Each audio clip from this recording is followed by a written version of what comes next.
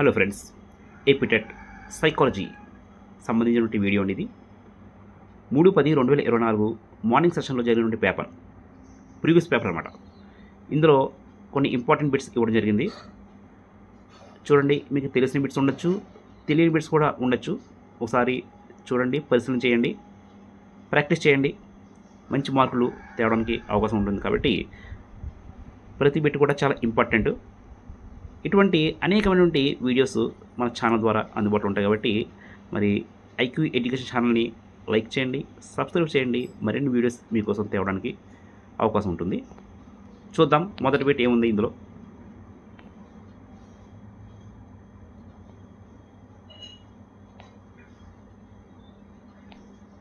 చూడండి, Lawrence Kohlberg నైతిక వికాస సిద్ధాంతం ప్రకారం 14 సంవత్సరాల నుండి వయోజన దశ వరకు ఉండే స్థాయిని ఇలా అంటారు.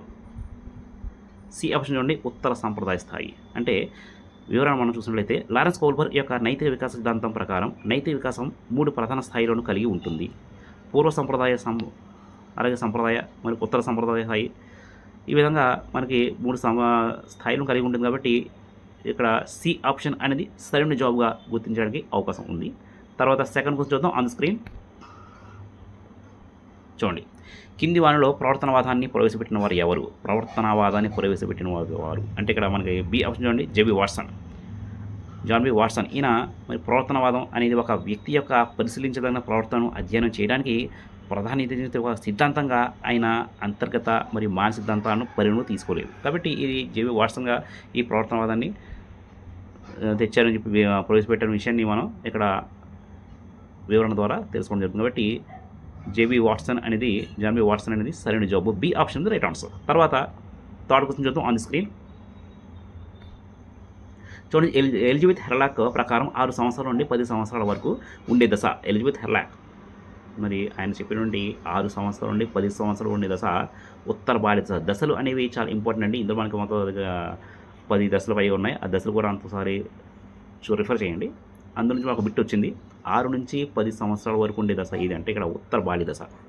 ఎలిజబెత్ హెర్లాక్ వారు మరియు వికాస్ దశల్లో వర్గీకరణలో 6 నుంచి 10 సంవత్సరాల వయసు ఉన్నటువంటి దశను ఉత్తర బాల్య దశగా పేర్కొనడం జరిగింది. ఈ దశలో పిల్లలు సామాజిక నైపుణ్యాలు మరియు స్నేహితులతో సంబంధాలను అభివృద్ధి చేసుకుంటారు. కాబట్టి ఈ దశను మరి ఉత్తర బాల్య దశగా పేర్కొనడం జరిగింది. రైట్. తర్వాత ఫోర్త్ క్వశ్చన్ చూద్దాం ఆన్ ది స్క్రీన్.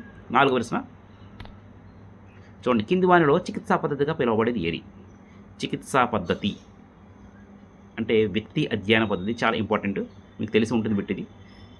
వ్యక్తి అధ్యయన పద్ధతి అనేది రైట్ ఆన్సర్ అండి. వివరణ మనం చూసినట్లయితే వివరణ ఒకసారి, ఒక వ్యక్తి సమూహం లేదా సంఘటనలపై లోతైన పరిశోధన వ్యక్తి అధ్యయన పద్ధతి అని అంటారు. ఈ పద్ధతిలో ఒక నిర్దిష్ట కేసును కొంతకాలం పాటు క్రమబద్ధంగా లోతుగా అధ్యయనం చేయడం జరుగుతుంది. ఈ పద్ధతి వైద్యశాలలో ఒక నిర్దిష్ట సమస్యను అర్థం చేసుకొని దాన్ని పరిశీలించడానికి ఉపయోగించే పద్ధతే వ్యక్తి అధ్యయన పద్ధతి అంటారు. కాబట్టి డి ఆప్షన్ అనేది సరైన జవాబుగా గుర్తించడానికి అవకాశం ఉంది. D option is right answer. Right. తర్వాత 5వ క్వశ్చన్ చూద్దాం ఆన్ ది స్క్రీన్.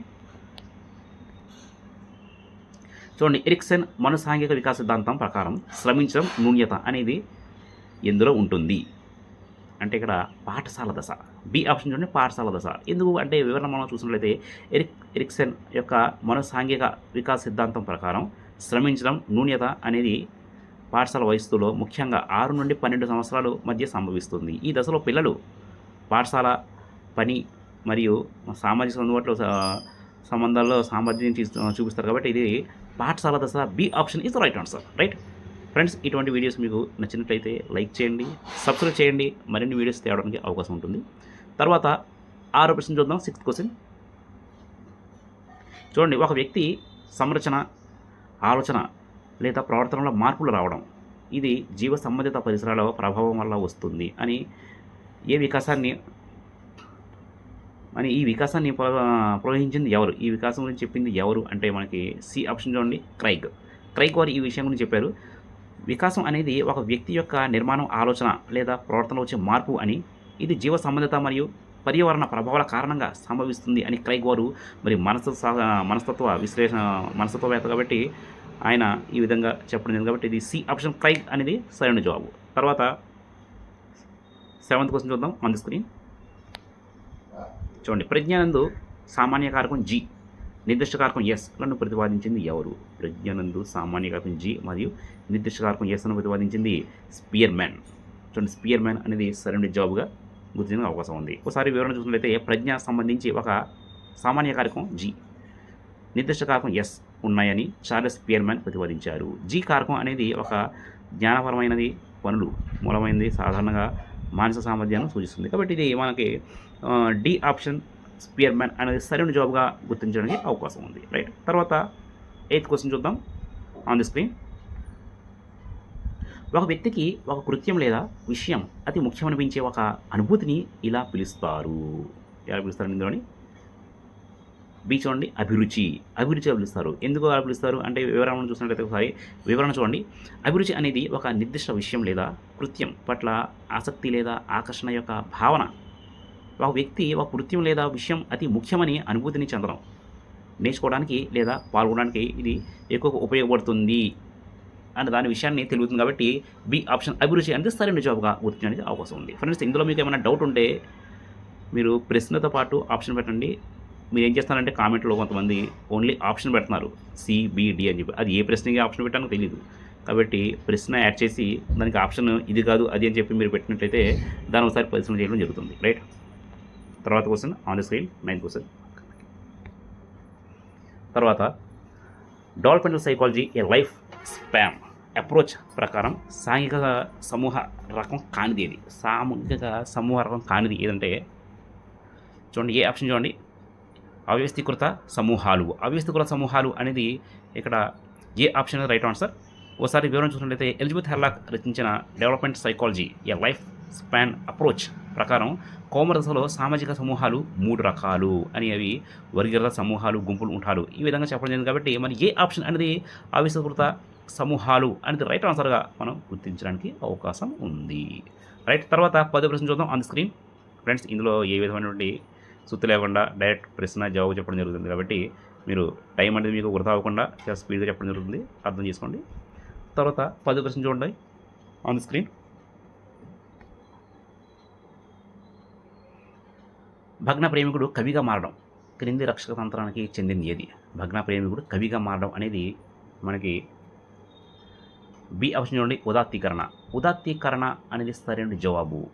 ఒకసారి వివరణ చూసినట్లయితే ఉదాత్తీకరణ అనేది రక్షకతంత్రం. దీనిలో సామాజికంగా ఆమోదికంగా కానీ ప్రవృత్తులు లేదా కోరికలు సామాజికంగా ఆమోదికమైన మరియు ఉత్పాదక రూపాలుగా మార్చబడతాయి. కాబట్టి ఉదాత్తీకరణ బి ఆప్షన్ అనేది సరైన జవాబుగా గుర్తించడానికి అవకాశం ఉంది. తర్వాత 11వ ప్రశ్న చూద్దాం ఆన్ ది స్క్రీన్. చూడండి, ఈ అభ్యాస సిద్ధాంతం అవధానం, ధారణ, నిష్పాదన, ప్రేరణ, పునర్భరణములను సోపానాలుగా కలిగి ఉంటుంది. అది ఏ అభ్యాసనం అంటే పరిశీలన అభ్యాసనం. చూడండి, డి ఆప్షన్ సరైన జవాబు. ఎందుకంటే ఇక్కడ ఆల్బర్ట్ బండూరా ప్రతిపాదించిన పరిశీలన అభ్యాసనం లేదా సామాజిక అభ్యాసనం సిద్ధాంతం 4 ముఖ్యమైన అంశాలుగా కలిగి ఉంది.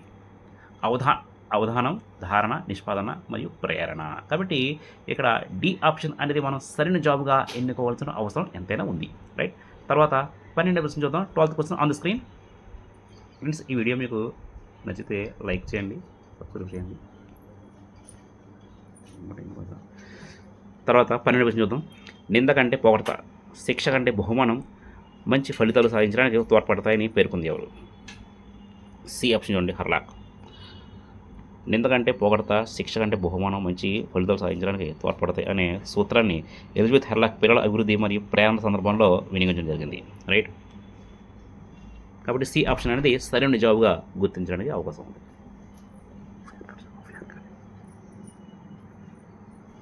తర్వాత 13వ ప్రశ్న చూద్దాం.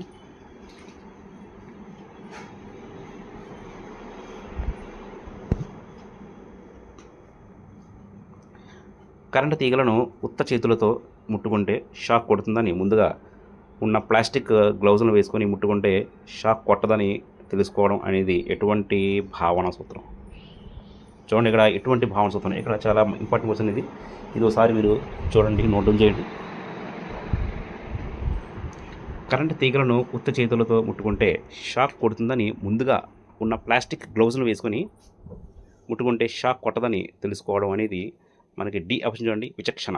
విచక్షణ అనేది సరైన జవాబు. ఎందుకంటే విచక్షణ అనేది ఒక నిర్దిష్ట ప్రేరణ మరియు దానికి సంబంధించిన ఇతర ప్రేరణల మధ్య వ్యత్యాసాలను గుర్తించడం, మరి సమాధానం ఇచ్చగలుగుతారు. కాబట్టి విచక్షణ అనేది సరైన జాబ్గా గుర్తించాల్సిన అవసరం ఉంది. తర్వాత 14th క్వెషన్ చూద్దాం ఆన్ ది స్క్రీన్. చూడండి, గెస్టాల్ట్ నియమం ఒకేలా ఉండే అంశాలను ఒక సమూహంగా చూడటాన్ని తెలియజేస్తుంది.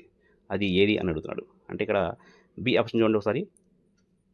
సామ్య నియమం. సామ్య నియమం అనేది గెస్టాల్ట్ యొక్క సామ్య నియమం ప్రకారం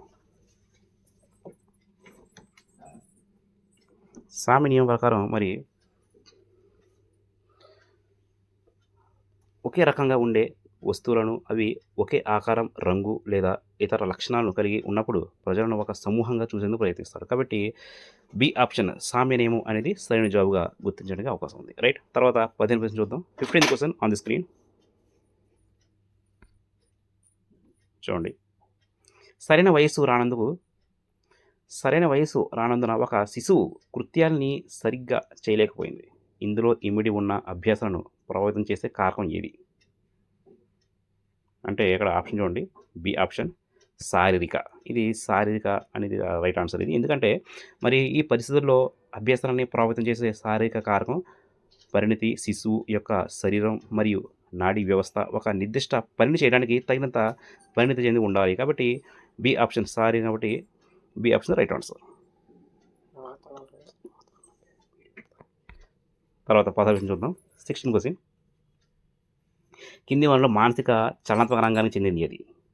మానసిక చలనాత్మక రంగానికి చెందింది సునిశ్చితత్వం. చూడండి, ఇక్కడ బి ఆప్షన్ చూడండి. సునిశ్చితత్వం అనేది మరి మానసిక చలనాత్మక రంగం, శారీరక మరియు చలన నైపుణ్యాలు అభివృద్ధి దృష్టిపై ఉంటుంది. కాబట్టి ఇది సునిశ్చితత్వం అనేది ఈ రంగంలో ఒక స్థాయి, ఒక వ్యక్తి బాహ్య సహాయం లేకుండా ఒక నైపుణ్యాన్ని ఖచ్చితంగా మరియు సమర్థవంతంగా చెందుతుంది. కాబట్టి ఇది బి ఆప్షన్ సునిశ్చితత్వం అనేది రైట్ ఆన్సర్గా గుర్తించడానికి అవకాశం ఉంది. ఫ్రెండ్స్, ఇటువంటి వీడియోస్ మరి మీకు నచ్చినట్లయితే లైక్ చేయండి, సబ్స్క్రైబ్ చేయండి. మరిన్ని వీడియోస్ తేవడానికి అవకాశం ఉంటుంది. Thank you watching this video. Thank you.